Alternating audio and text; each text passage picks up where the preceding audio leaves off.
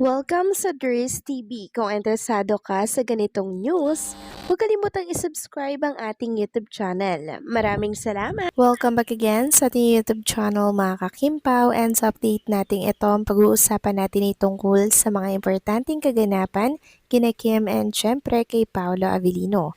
Pero bago po ang lahat, maraming salamat sa inyong patuloy na pag-support at pagsubaybay sa mga daily update natin. Kaya naman bilang pasasalamat, narito po ang ilang napili kong komento patungkol ito sa naging previous update.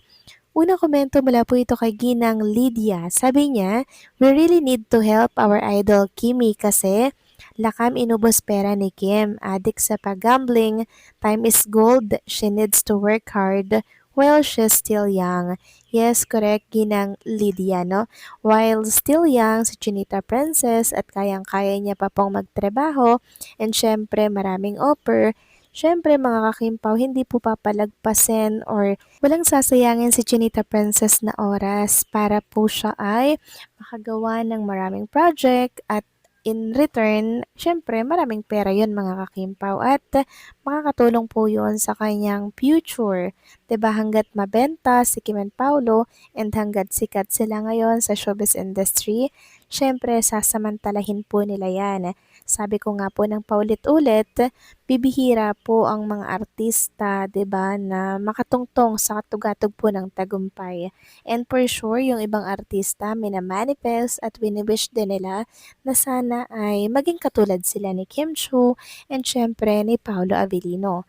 Kaya talagang susulitin at susulitin ni Kim at Paolo ang kasikatan nila hanggang mawala po yung tinatawag na karisma sa tao hanggang lumamya po ang kanilang karera tsaka lang siguro nila yan iiwanan. Pero ngayon talaga sobrang mabenta sila sa masa kaya hindi ito yung tamang panahon para sila ay kumalas sa showbiz. So maraming salamat sa komento, Ginang Lydia. God bless at mabuhay kayo.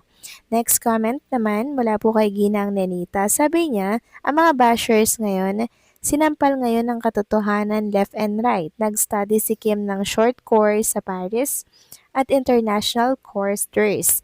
Millions yun Dres. Ang hilig gumawa ng mga istorya ng bashers. Istorya na ang ending lahat mga fake news. Kapag mapera lang kayo, ngayon sinong tumatawa sa inyo? Tinatawanan lang kayo ng Kim Paulandia. Amin ang huling halakhak. Winner, winner palagi Kim Paulandia. Mas tulog na lang kayo mga bashers dahil magjosawa ng Kim Pao. Legally married na ang Kim Pao kaya pinasunod ni Paulo si Kim dahil sa prinsipyo niyang you beside me. Kung nakakita siya ng girl na love niya sa kanyang buhay, yan ay si Kim Chiu. Congratulations! Kim Pao lang siya. So tama po kayo dyan, Ginang Nenita, left and right, ang pagsampa lang naman sa mga bashers na to, na lagi pong sinasabi na ay wala dyan si Chinita Princess, anong gagawin dyan ni Kim Chiu? Eh si Kim Chiu na mismo yung naglapag ng mga ayuda. Kaya ayun mga kakimpaw, siguradong tahimik yung mga bashers nung time na naglapag ng kumpirmasyon si Kim Chiu. So wala naman kasi magagawa mga bashers na yan, kundi po batikusin at sabihan ng kung ano-anong masasakit si Kim and Paolo kasi wala silang makitang ikakasira sa dalawa. Kaya gumagawa na lamang sila ng ikakasira katulad po ng mga fake news na naglipa na ngayon sa mundo ng social media. So mabuti na lang talaga at hindi po sila pinapatulan ni Kim and Paolo kasi wasting nga naman ng oras ang pumatol sa mga katulad nila, 'di ba? So maraming salamat sa komento, Ginang Nenita. God bless po sa inyo and mabuhay kayo. So ito na nga pag-usapan na natin mga kakimpa, mga topic na nakalap natin sa gabing ito at unahin na nga nating pag-usapan ang ganap kay Chinita Princess.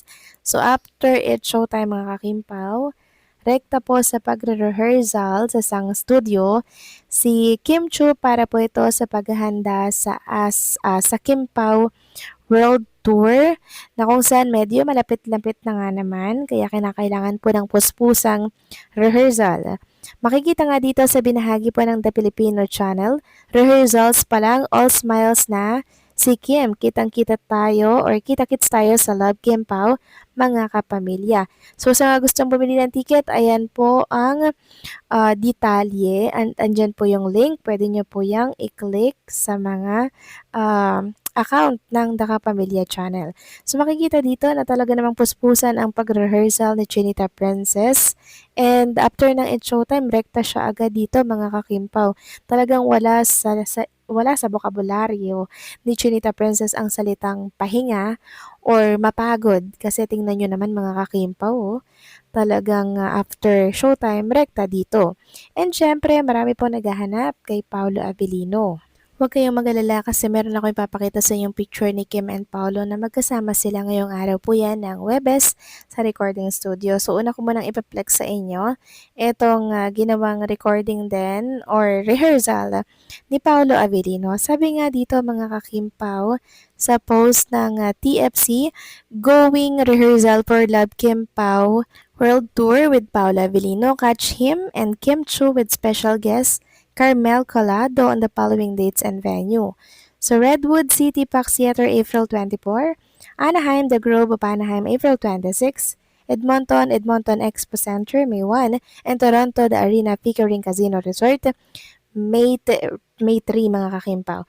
So makikita nga dito na todo rin ang rehearsal ni Paolo Avellino and puspusa na din po talaga yung paghahanda niya.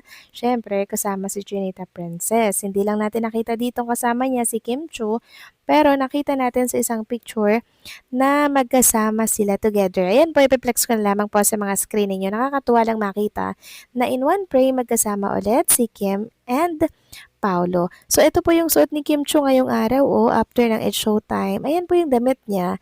Then, ito si Paolo Avellino, mga kakimpaw, oh, kasama niya si Chinita Princess. Talaga namang puspusan na po ang kanilang pag-ensayo para sa magiging duet nila at sa mga magiging pasabog nila sa kanilang Kim Pao World Tour na siyang matutuwa ang lahat and syempre kikiligin ang lahat dito. Sabi nga nila, sulit daw po yung ibabayad ninyo sa mga ipapurchase nyong ticket dahil after nito, sobrang saya and syempre yung excitement na mararamdaman ninyo every time na magkakaroon po ng performance or duet si Kim and Paolo. And dahil nga po sa picture na lumabas ngayong hapon na magkasama si Kim and Paolo, marami na naman nagsasabi na nagantayan daw si Kim and Paolo dito po sa rehearsal sa studio. Actually, si Kim Chu kanina pa dyan sa It's Showtime, parang iisa lang naman po mga kakimpaw yung building. So si Paolo po ang inantay marahil ni Chinita Princess na makarating sa rehearsal nila para nga naman sabay, 'di ba? Kasi kung si Kim Chu lang po ang mag-isang magre-rehearse, kailangan pa rin talaga ng presensya ng isang Paolo Avellino, 'di ba? Para syempre yung lapat ba nung song, yung timing, 'di ba? Kailangan talaga silang dalawa po ay magkasama, magkaharapan sa pagre-rehearsal ng bawat song, 'di ba? So masaya na naman ang mga Kimbo fans sa pagkakakita nilang magkasama si Kim and Paolo ngayong hapon. So paano mga kakimpaw, hanggang dito na lamang po ang update natin. Maraming salamat sa inyong patuloy na pagsuporta.